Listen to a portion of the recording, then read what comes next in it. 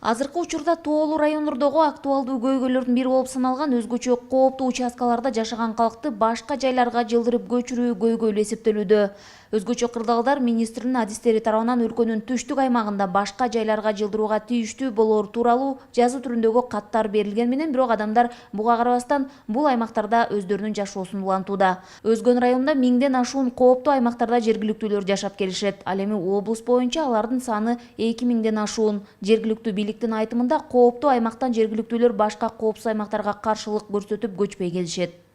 Эми жер көчкү кооптуу үй-бүлөдө бүгүнкү күндө Ош облусунда 2000 тегерегинде бар. Анын ичинен ошо 1380 тегерегиндеги үй-бүлө бул жер тилкесинде алган, суудаларында алып кайра көчпөй атышат да. Аларды көчүрүү үчүн ушу тынымсыз жергиликтүү бийлик, ушу тийиштүү кызматкерлер, өзгөчө кырдаалдар министрлигинин кызматкерлери, ошондой эле укук коргоо органдары тарабынан түшүндүрүү иштери жүргүзүлүүдө. Бирок кайра эле келип эле ошол жарандарыбыздын биз эч кандай эгер кырсык болсо эч кандай арыздообуз жок деген эле түшүнүк каттар менен чектелип туруп калып атат. Айылдагы жерлердин басымдуу бөлүгүндө жер көчкү түшүү коркунучу бар. Жыл сайын сай боюн жеп келген жер көчкү коркунучунан чоочулаган менен айылдыктар бул жердеги жер үлүшүн, мал жандыктарын таштай албай башка жакка көчө албай жатышат. Жергиликтүүлөр башка аймакка чар жайыт бөлүнгөндүктөн өз журтунда эле калууну каалашат. Адистер жер көчкү геологиялык система экендигин айтуу менен жергиликтүү калк түшүнүүсү үчүн бир нече себептерин баса белгилеп келишет. Адам баласынын иш аракетин өтө тездик менен киришип кетишинин натыйжасында бул жерлердин кыртышы бузулуп атат. Мисалы үчүн жердин кыртышынын бузулганына бир эле себеп болуп туруп, 1 гектар жерге өзү малдын саны деген бар, 1 жылкы, 1 уй, андан кийин 8 кой туура келиш керек. Ал эми биздин азыркы шарттарда бул жерлерде малдын саны сапаттык эмес сандык жактан көбөйүп кетип атат дагы. Бул ошол эле жерлерде жердин деградациясына алып келип жатат. Биринчи мисал, экинчиси болуп туруп бул жерлерде биздин адам баласынын экинчи иш аракеттери болуп жатат. Бул жерде курулуш иштеринин курулушу. Курулуш иштерин мындай айткан учурда ар бир жердин өзүнүн структурасы бар, анын топурак кыртышы бар. Ошого карабай туруп эле биздикилер курулуш иштерин жүргүзүп атат. Мындай айтканда элдин өзүнүн жеке кызыкчылыгынын эсебинен курулуп жатат. Ошондой эле көйгөй жергиликтүү бюджеттин жетишпестигинен пайда болууда. Кээ бир айылдык аймактар мамлекеттин дотациясында отурушат жана ошого байланыштуу бир топ айыл аймактарында алдын ала жүргүзүлө турган иш-чараларга жергиликтүү бюджеттен акча каражаттары каралган эмес. Дагы бир себеп катары жер көчкүдөн жабыр тарткан айыл тургундары жакынкы айылдан жер тилкесин берүү талабын айтышып, мал жандыктарын багуу үчүн да жайыттарды бөлүштүрүү керектигин талап кылып келишет. Биз түшүндүрмө иштерин жүргүзөбүз, сөзсүз барабыз, жолуккан жерде сөз айтабыз.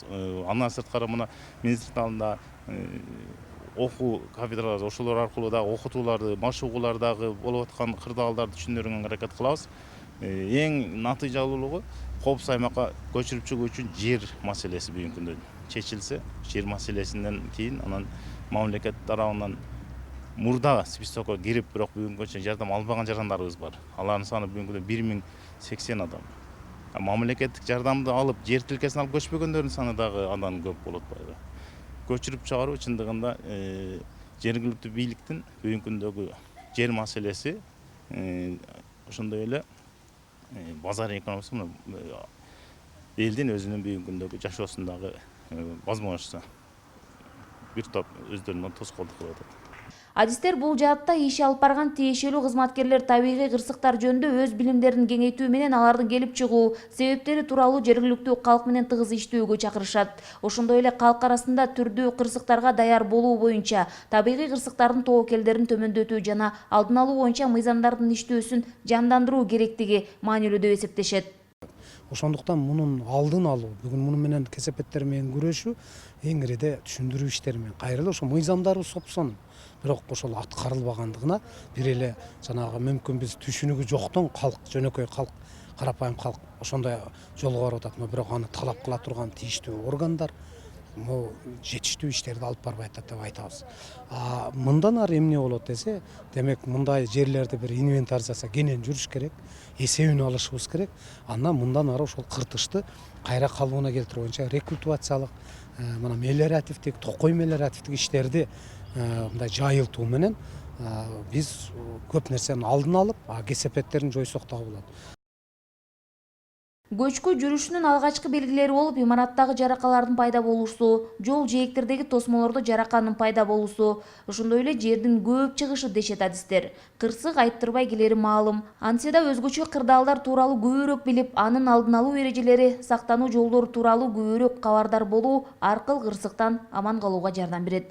Гүлжан Ажиматова, Бектур Калыбек уулу, Ош облусу.